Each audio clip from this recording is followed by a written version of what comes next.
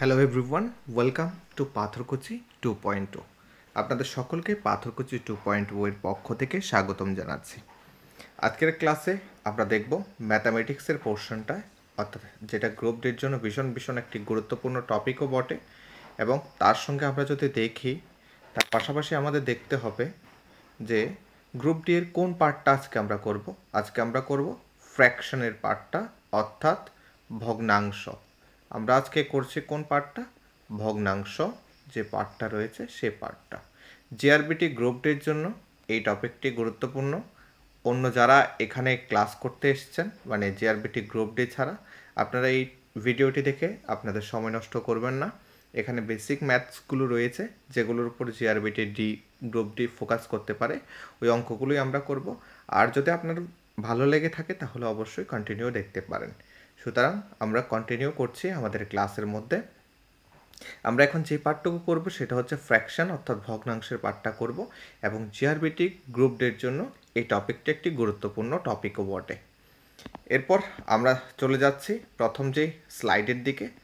প্রথম স্লাইডে আমাদের মেনশন করা হয়েছে, কি মেনশন করা হয়েছে? হর এবং লবের কথা মেনশন করা হয়েছে। হর এবং লবের কথা। হর আর লব কি? হর আর লবের কনসেপ্ট যদি দেখি আমরা, ধরুন লিখলাম 2/5। এই দুটোর মধ্যে হর কোনটা? উপরেরটাকে আমরা বলবো লব, নিচেরটাকে বলবো হর। উপরেরটাকে বলবো কি? লব, নিচেরটাকে বলবো হর। এবার ভগ্নাংশ আপনাদের জন্য কত রকমের হতে পারে? ভগ্নাংশ আপনাদের জন্য হতে পারে 3 রকমের। কয় রকমের ভগ্নাংশ হতে পারে? 3 রকমের ভগ্নাংশ হতে পারে। কি কি ভগ্নাংশ হতে পারে? প্রথমটা প্রকৃত ভগ্নাংশ। প্রকৃত ভগ্নাংশে কি হয়? প্রকৃত ভগ্নাংশে হর হর যেটা রয়েছে সেটা লব অপেক্ষা বড় হয়। যেমন 2 উপরে নিচে 5, এটা একটা প্রকৃত ভগ্নাংশ, কারণ এখানে হর বড় এবং লব ছোট। অপকৃত ভগ্নাংশ কি? অপকৃত ভগ্নাংশ যদি আমরা দেখি, অপকৃত ভগ্নাংশের মধ্যে আমরা দেখব যে লবটা হবে বড়, হরটা হচ্ছে ছোট। অপকৃত ভগ্নাংশ। এবং এই অপকৃত ভগ্নাংশ থেকেই ক্রিয়েট হচ্ছে মিশ্র ভগ্নাংশ। কি ভগ্নাংশ? মিশ্র। কিভাবে? যেমন 5/2কে যদি আমরা ডিভাইড করি, 5/2কে ডিভাইড করলে আমরা দেখব কি 2 দুগুণে কত হচ্ছে? 4। তাহলে নিচে থাকছে 1, অর্থাৎ 2 সমস্ত 2 ভাগের 1। এই যে একটা সম্পূর্ণ সংখ্যার সঙ্গে ভগ্নাংশ জুড়ে দেওয়া, এটাই হচ্ছে মিশ্র ভগ্নাংশ বা মিক্সড ফ্র্যাকশন। আশা করি আপনারা এই 3টি কনসেপ্ট বুঝেছেন, প্রকৃত, অপকৃত এবং মিশ্র ভগ্নাংশ। প্রকৃত, অপকৃত, মিশ্র ভগ্নাংশের পর আমাদের দেখতে হবে লসাগুর দিকে। এখানে গসাগুটা আমরা অত ইম্পর্টেন্টের সহিত দেখব না, লসাগুর দিকেই আমরা লক্ষ্য রাখব। আচ্ছা, লসাগু ব্যাপারটা কি? লসাগু ব্যবস্থাটা হচ্ছে লঘিষ্ঠ সাধারণ গুণনীয়ক।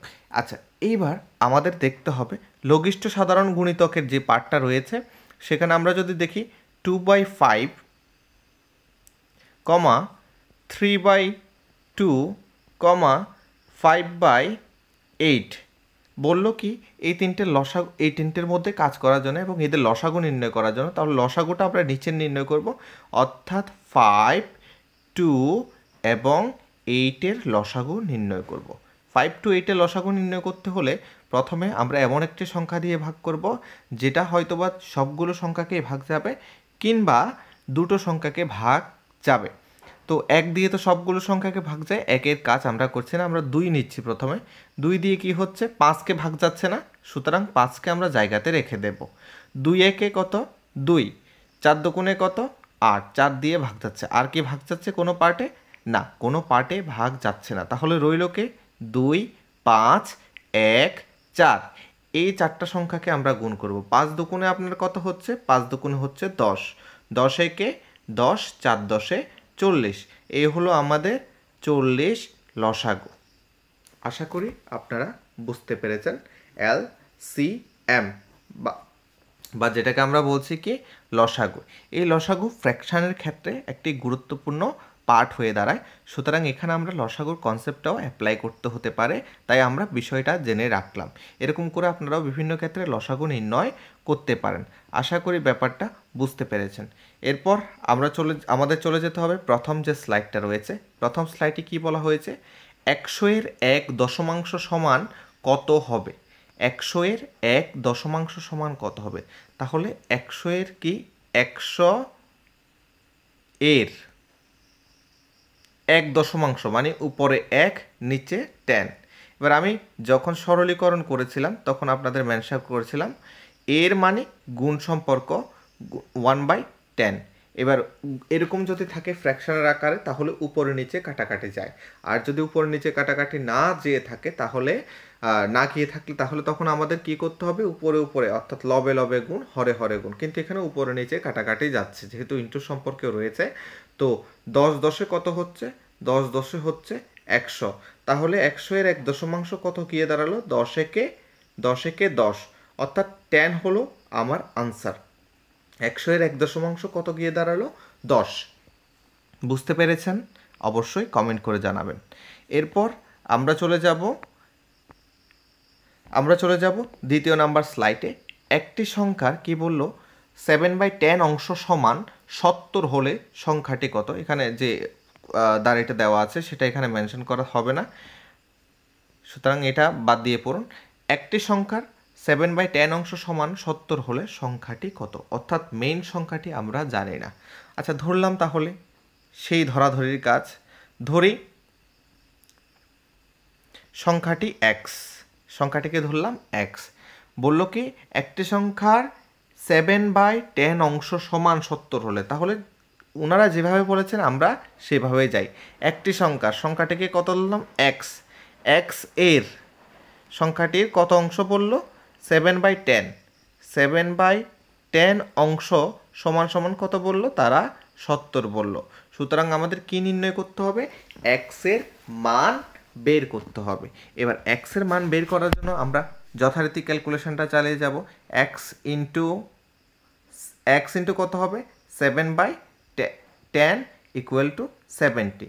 যেহেতু আমাদের সংখ্যাগুলো একদিকে রয়েছে, মানে এই পার্টটাকে আমরা সমান সমানের ওই দিকে নিয়ে যাব, আর সমান সমানের ওই দিকে নিয়ে গেলে আমাদের চিহ্নের চেঞ্জ হয়ে যায়। তাহলে চিহ্নের চেঞ্জ তো হবে, অর্থাৎ ভাগ হয়ে যাবে। ভাগ সংখ্যা আমরা কি লিখব, 7/10 লিখব। এবার 7/10 কি এবার কি করতে পারি আমরা, এক্স ইকুয়াল টু 70, ওই যে ভাগ হলে বললাম কি গুণ করে দেবেন, এবং গুণ করার সঙ্গে সঙ্গে উল্টে যাবে, অর্থাৎ হর হয়ে যাবে লবের জায়গায়, লব হয়ে যাবে হরের জায়গায়।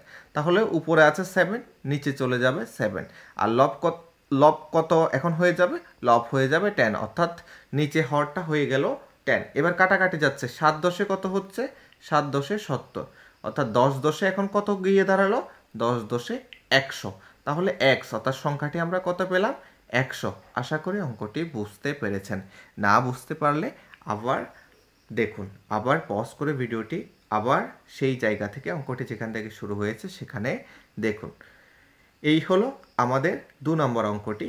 এরপর আমরা চলে যাব কত নম্বর অঙ্কে, আমরা চলে যাচ্ছি এইবার 3 নম্বর অঙ্কে। বলল কি কোনো একটি বাক্সের 1/4 অংশ কাদায়, দুঃখিত,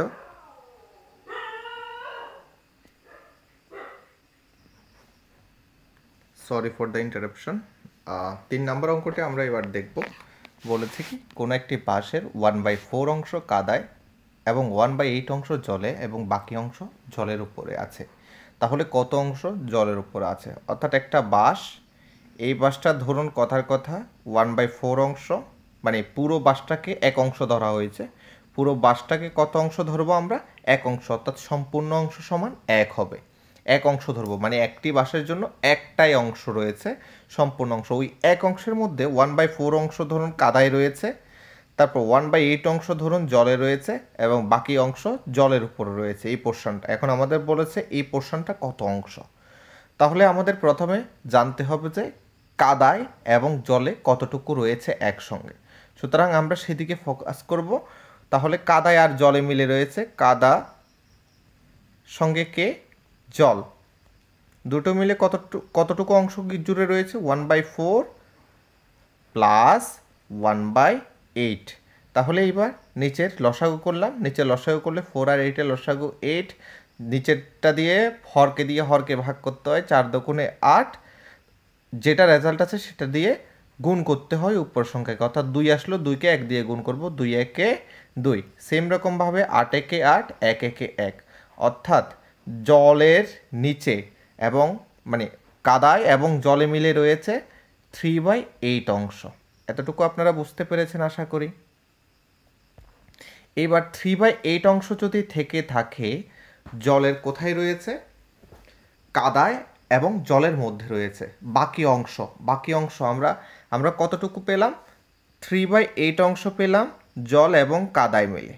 আমরা জানি কি পুরো বাষ্প হচ্ছে 1 অংশ, ওই 1 অংশ থেকে 3/8 অংশ বাদ দিলেই তো বাকি যে অংশটুকু থাকবে সেটা জলের উপরে থাকবে। মানে সহজ কথা হচ্ছে এটা হচ্ছে আমার বাস, এই এতটুকু পর্যন্ত আমি পেলাম হচ্ছে জল এবং কাদায় রয়েছে। তাহলে পুরোটা হচ্ছে 1 অংশ, পুরোটা 1 অংশ থেকে এই যে পুরো পার্টটা রয়েছে এটা বাদ দিলেই তো এই রিমেইনিং পার্টটা পাবো। আশা করি বুঝতে পেরেছেন। না বুঝতে পারলে আরও সহজ করে বলি, আপনার কাছে 10টি কলম আছে, 5টি কলম হারিয়ে গেছে এবং 2টি কলমের কালি শেষ হয়ে গেছে। অবশিষ্ট কলম বের করতে হলে আপনার কি করতে হয়েছে? 10 থেকে 7 বিয়োগ দিতে হয়েছে। সুতরাং এই কাজটাই আমরা এখানে করব। পুরো অংশ থেকে যে অংশটুকু কাদায় এবং জলে মিলে রয়েছে সেই অংশটা বাদ দেব। তাহলে নিচে লসাগু কিছু নেই, মানে নিচে রয়েছে 1, 8 একে 8, লসাগু করলাম 1 আর 8 এর লসাগু 8। তারপর নিচেরটা দিয়ে ভাগ করতে হয়, 8 আসে রেজাল্ট, আবার লব দিয়ে গুণ করতে হয়, তাহলে 8 একে 8 মাইনাস সেম রকমভাবে 3, 8কে 8 দিয়ে ভাগ করলে হয় 1, এবার 1 দিয়ে 3কে গুণ করলে হয় 3, তাহলে 8 থেকে 3 গেলে কত হয়? 5, নিচে কত থাকছে? 8। সুতরাং জলের উপরে, অর্থাৎ যে অংশটুকু জল টাচ করেনি, কাদায় টাচ করেনি, সেটা হচ্ছে 5/8 অংশ। আশা করি আপনারা বুঝতে পেরেছেন। এটাই হবে আমাদের আনসার। 3 নম্বর অঙ্কটা গেল। 4 নম্বর অঙ্কটার দিকে এবার আমরা যাব। 4 নম্বর অঙ্কটা এটা আপনাদের জন্য হোমওয়ার্ক থাকলো। 4 নম্বর অঙ্কটা করে কত এসছে সেটা আমাকে জানাবেন কমেন্ট করে। 4 নম্বর অঙ্কটা আপনাদের জন্য হোমওয়ার্ক থাকলো।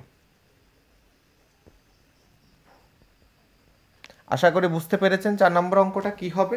নিচেরগুলো লসাগু করবেন এবং যথারীতি ক্যালকুলেশন করে জানাবেন কত হয়েছে।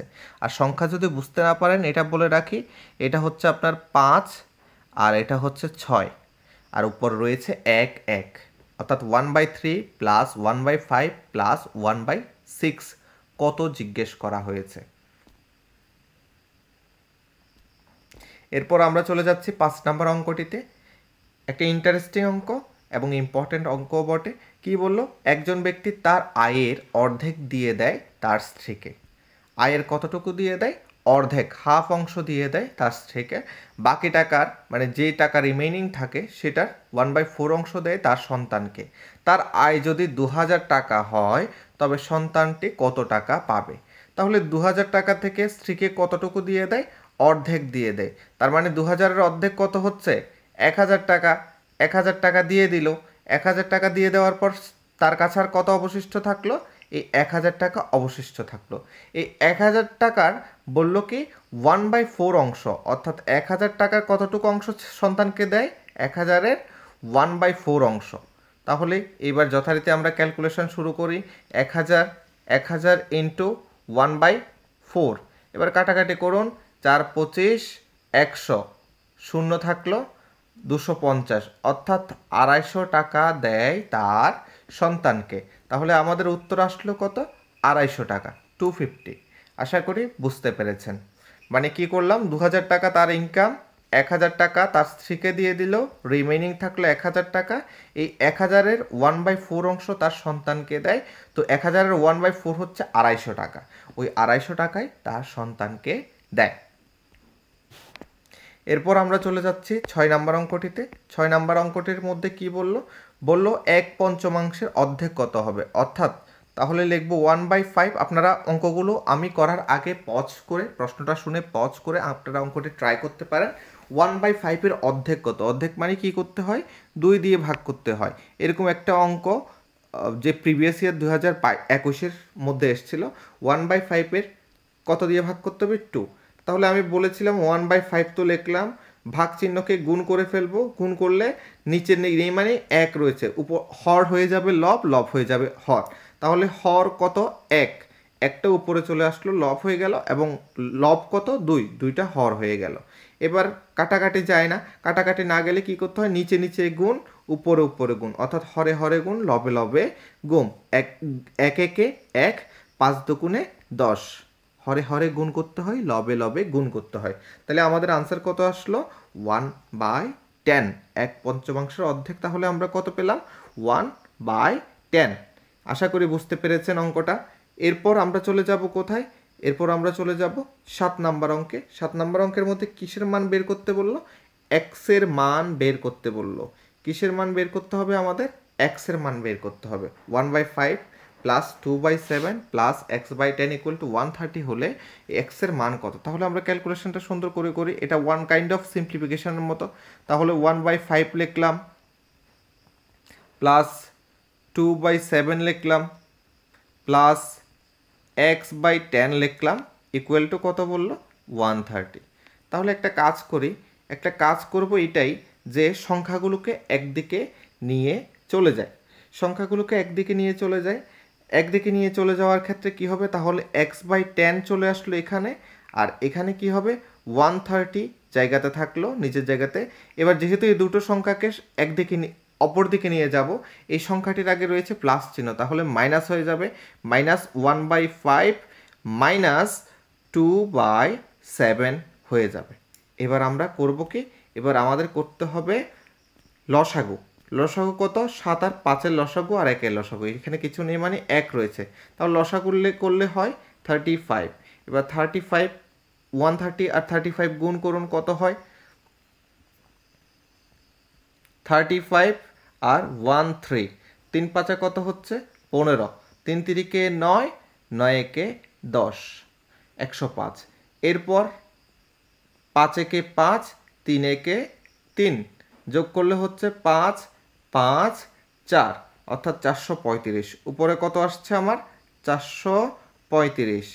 435 থেকে কত বিয়োগ করতে হবে? 5×7 35, 7 বিয়োগ 5×7 35, 5 দুগুণে, উপরে যেহেতু 2 রয়েছে উপরেরটার সঙ্গে গুণ করতে হয়। 5×7 35, 5 এলো রেজাল্ট, এবং উপরে 2 থাকাতে আমরা গুণ করব। তাহলে এখানে কি দেখতে পাচ্ছি? আমরা দেখতে পাচ্ছি এখানে x/10 ইকুয়াল টু কত আসলো? x/10 ইকুয়াল টু, উপরে যদি আমরা বিয়োগ করি, নিচে 35 তো থাকলো, নিচের 35 তার জায়গাতেই থাকলো,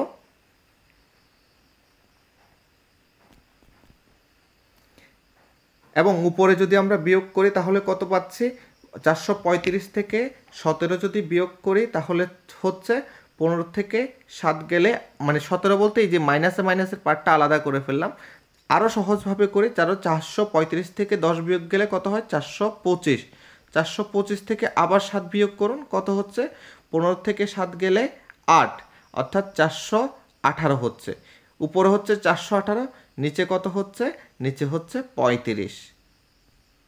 উপরে 418, নিচে 35, উপরে 418, নিচে 35। তাহলে x/10, আর উপরে কত থাকছে? উপরে থাকছে 418, নিচে কত বললাম? 35। এবার ক্যালকুলেশনটা আমরা করে নিই। ক্যালকুলেশন কি করতে হয়? এভাবে বজ্রগুণ করতে হয়। বজ্রগুণ করব আমরা। বজ্রগুণের মধ্যে আমরা যদি দেখি তাহলে 35x চলে আসছে। 35-এর প্রয়োজন নেই, আমরা এটাকে কাটাকাটি যাচ্ছে না যেহেতু, আমরা এখানেই রেখে দিই। মূলত এক্সের জায়গাতে 35x রেখে দিলাম, 35x রেখে দিলাম, এবং 418কে 4180 করে দিলাম, 4180। এবার কি হচ্ছে? x ইকুয়াল টু, যেহেতু এটা গুণ সম্পর্কে রয়েছে, এদিকে চলে গেলে হবে ভাগ সম্পর্কে। নিচে 35 চলে আসলো, উপরে 41 আর 80। তাহলে ভাগ করি 5 দিয়ে। 5×7 কত?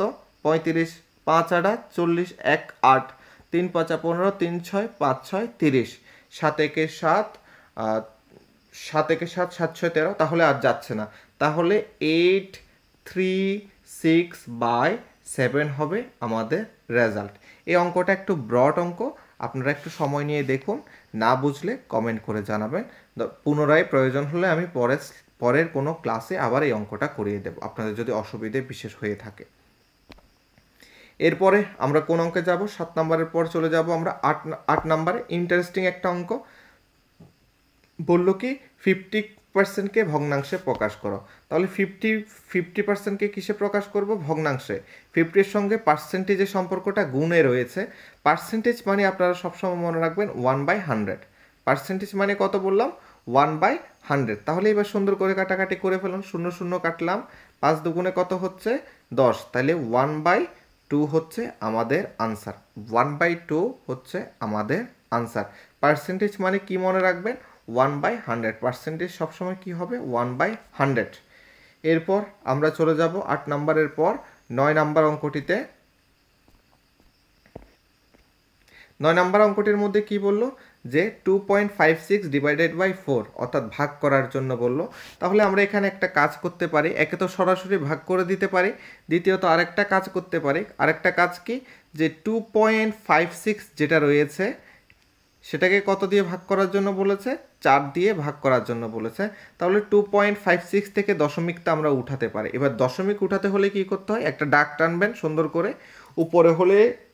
উপরে যদি সংখ্যাটা হয় তাহলে নিচে কাজ করতে হবে, এবং নিচে যদি সংখ্যাটা হয় উপরে কাজ করতে হবে। একটু লক্ষ্য রাখুন কি হচ্ছে ব্যাপারটাতে, যে 2.56 এটা নিচে কত রয়েছে? 1। আচ্ছা, আমরা দশমিকের জন্য কি করব? দশমিকের জন্য একটা 1 বসাবো। দশমিকের জন্য একটা 1 বসাবো। দশমিকের পরে কয়টা সংখ্যা রয়েছে? দুটো সংখ্যা, অর্থাৎ 5 আর 6। এই দুটো সংখ্যার শূন্য কি বসাতে হয়? দুটো শূন্য বসাতে হয়। তাহলে আমরা 256 ডাইরেক্ট লিখতে পারবো। দেখবেন আপনারা যদি 256কে 100 দিয়ে ভাগ করেন তাহলে 2.56 হবে আনসার। তাহলে ভাগ চিহ্নটাকে আমরা কি করে দিচ্ছি? এবার গুণ করে দিচ্ছি। গুণ করলে কি হয়ে যায়? হরটা লব হয়ে যায়, লবটা হর হয়ে যায়। কিছু নেই মানে নিচে 1 রয়েছে, তাহলে 1 উপরে চলে যাবে, নিচে চলে আসবে 4। এবার 4 দিয়ে দেখুন, 4 6 24, 1 6, 4 4 16, অর্থাৎ 64 আর 100। 64 আর 100। এবার 64 আর 100কে কি ছোট করা যায়? হ্যাঁ যায়। কিভাবে? 4 দিয়ে ভাগ করলে এখনো যাচ্ছে 4 16 64 4 25 100। 4 16 64 4 25 100। তাহলে 16/25 হচ্ছে আমার উত্তর। আশা করি বুঝতে পেরেছেন। দশমিক যদি বের করতে হয়, দশমিককে যদি বের করতে হয় তাহলে নিচের দিকে কাজ করতে হয় উপরের জন্য, এবং উপরের দিকে কাজ করতে হয় নিচের জন্য। এই কথাটাকে আরও একবার বুঝিয়ে বলি। এবার ধরুন আপনার কাছে সংখ্যা রয়েছে 1/2.56 ইন্টু 4। এবার আপনাকে কি করতে হবে? আপনাকে ধরুন এরকম একটা অঙ্ক দিলে আপনাকে কি করতে হবে? দশমিক উঠাবেন তো। এবার 2.56টা কি উপরে রয়েছে না নিচে রয়েছে? তাহলে আপনি অবশ্যই বলবেন নিচে রয়েছে। তাহলে কাজটা করতে হবে উপরে। তাহলে 256 ডাইরেক্ট লিখে ফেলবো নিচে, এবং দশমিকের জন্য কি করব? এই দশমিকের জন্য একটা 1 বসাবো উপরে, এবং দশমিকের পরে দুটো সংখ্যার জন্য দুটো শূন্য বসাবো ইন্টু 4। এবার করুন আপনার কাজ, যেভাবে সুবিধে হয় ওভাবে কাটাকাটি করে কাজটা করে ফেলুন, সেরে ফেলুন। এরপর আমরা চলে যাব 10 নাম্বার অঙ্কে। 10 নাম্বার অঙ্কে চলে যাব। 10 নম্বর অঙ্কটার মধ্যে কি দেখতে পাবো? একজন ব্যক্তি তার আয়ের 1/10 ব্যয় করার পরও তার কাছে কত টাকা অবশিষ্ট থাকে? 1800 টাকা অবশিষ্ট থাকে। তার আয় থেকে কত অংশ ব্যয় করলো? 1/10 ব্যয় করার পরও তার কাছে 1800 টাকা অবশিষ্ট থাকে। ব্যক্তির আয় কত? আমরা কি ব্যক্তিটির আয় জানি? না, জানি না। তাহলে ব্যক্তির আয় ধরলাম এক্স। এক্সের কত টাকা খরচ করলো? এক্স এর 1/10 মানে 1/10। এক্সের 1/10 ব্যয় করার পর তার কাছে অবশিষ্ট কত থাকছে? অবশিষ্ট থাকছে 1800 টাকা। অবশিষ্ট থাকছে 1800 টাকা। এবার একটু বিষয়টা বুঝুন, এটা হচ্ছে তার ব্যয়, এটা হচ্ছে তার অবশিষ্ট টাকা। তার মানে কি? আপনাকে বললাম যে আপনার কাছে 10 টাকা রয়েছে, আপনার কাছে 10 টাকা রয়েছে সেটা বলেনি। আপনাকে বললাম আপনি 60 টাকা খরচ করার পরও আপনার কাছে 3 টাকা অবশিষ্ট থাকে, তাহলে আপনার কাছে মোট টাকা কত ছিল? তাহলে আপনি কি করবেন? 7 যোগ 3-এর যোগ করবেন, তাহলে বলবেন কত? 10 টাকা ছিল। ঠিক সেরকমভাবে এই কাজটা হবে। এক্সের 1/10 অংশ সেই ব্যয় করলো এবং অবশিষ্ট থাকলো 1800 টাকা, তাহলে তার কাছে টোটাল কত টাকা? টোটাল হবে x টাকা। তাহলে অ্যাজ পার কোয়েশ্চেন মানে প্রশ্নানুসারে আমরা এই কাজটা করি। এক্স এর মানে ইন্টু চিহ্ন, কত বললাম? 1/10 প্লাস 1800 অবশিষ্ট টাকা এবং ব্যয় মিলে তার হয়ে গেল কত? বাকি টাকাটা, অর্থাৎ আয় ধরেছিলাম কত? এক্স। এই কাজটাই আমরা করলাম। এবার সুন্দর করে আপনারা ক্যালকুলেশন করে পেলেন। এখানে আগে গুণের কাজটা করতে হবে, কাটাকাটি না গেলে উপরে গুণ, অর্থাৎ 1 আর এক্সে গুণ করলে এক্স, নিচে 10 প্লাস 1800। এবার 1800টা ইকুয়াল টু এক্স এদিকে থেকে গেল। এবার এক্সটাকে তার স্থান পরিবর্তন করি, আমরা 1800টা একদিকে রেখে দিই এবং এক্সের পার্টে এক্সটা রেখে, এটা যেহেতু প্লাস চিহ্ন রয়েছে এদিকে চলে যাওয়াতে কি হয়ে যাবে? মাইনাস হয়ে যাবে, x/10। এবার লসাগু করি, নিচে কিছু নেই মানে 1 রয়েছে, তাহলে 10 লসাগু করলে তাহলে 10x ভাগ করলে 10x হচ্ছে, ভাগ করে গুণ করে, এবং 10x এর পর মাইনাস এক্স, 10x এর পর মাইনাস এক্স, তাহলে আপনার কত আসছে? 1800। 1800 এর পর থাকছে আপনার কত?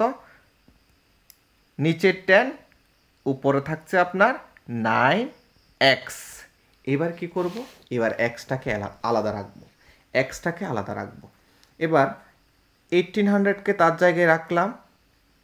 এবার দেখুন 9/10 এই যে পার্টটা রয়েছে এক্সের সঙ্গে, এটা রয়েছে গুণ সম্পর্কে, আর এটা রয়েছে এই 10টা রয়েছে ভাগ সম্পর্কে। তাহলে এদিকে আসলে কি হয়ে যাবে?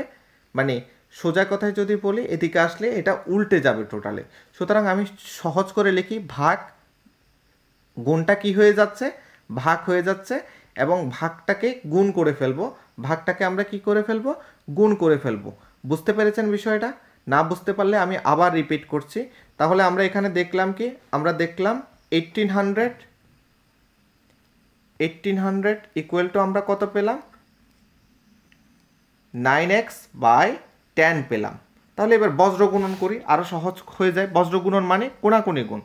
9-এর এক্সের সঙ্গে 1 গুণ করলে 9x হচ্ছে, এবং 1800-এর সঙ্গে 10টা রেখেই দিলাম, গুণ করলাম না আর। বলছি কেন গুণ করে নি, বলছি তাড়াতাড়ি কাজ করার জন্যই আসলে গুণটা করে নি। এবার যেহেতু এখানে গুণ সম্পর্কে রয়েছে 9-এর সঙ্গে এক্সটা, তাহলে এক্সটা এখানে থাকলো। এবার 1800টা চলে গেল তাদের জায়গায় ইন্টু 10 সহ, এবং গুণটা ভাগ হয়ে যাবে, 9টা ভাগের পার্টে চলে আসলো, নিচে চলে আসলো। 9 দুগুণে কত? 18, 2, তারপর 0 0 থাকলো। 1800কে 9 দিয়ে ভাগ করলে 200ই থাকবে। এবার 200-র সঙ্গে 10 গুণ করলে কত হয়? 200। তার মানে 200 বললাম, 2000 হবে। তার মানে এক্স, অর্থাৎ তার আয় কত? তার আয় পেলাম আমরা 2000 টাকা। আয়ের 1/দশমাংশ, অর্থাৎ 200 টাকা ব্যয় করে তার কাছে 1800 টাকা অবশিষ্ট ছিল। আশা করি আপনারা বুঝতে পেরেছেন অঙ্কটা। না বুঝতে পারলে আবার দেখুন, এবং কোন জায়গায় প্রবলেম সেটাও যদি বোঝা না যায় কমেন্ট করে জানান। আপনাদের জন্য কমেন্ট বক্স অলওয়েজ ওয়েলকাম। এরপর আমরা চলে যাব লাস্টের স্লাইডে। আপনাদের জন্য আমি এবার হোমওয়ার্ক দিই। একটা হোমওয়ার্ক আমি দিয়েছিলাম, দ্বিতীয় নাম্বার হোমওয়ার্কটা হবে আপনারা দেখে আসবেন যে ইউনিটারি মেথড, অর্থাৎ কিলো, হেক্টো যে কাজগুলো রয়েছে, তারপর মিটার, সেকেন্ড, এগুলো কাজ দেখে আসবেন। মিটার, সেকেন্ড, তারপর টাকা পয়সার যে হিসেব রয়েছে, টাকা পয়সা যে একক, এই কাজগুলো করে আসবেন। আশা করি এই কাজটা করলে নেক্সট ক্লাসে আমাদের সুবিধা হবে। মিটার, সেকেন্ড, তারপর ঘন্টা, এই এককগুলো, অর্থাৎ ইউনিটারি মেথড দিয়ে আমরা যে কাজগুলো করি সেগুলো দেখে আসবেন। Thank you so much for listening.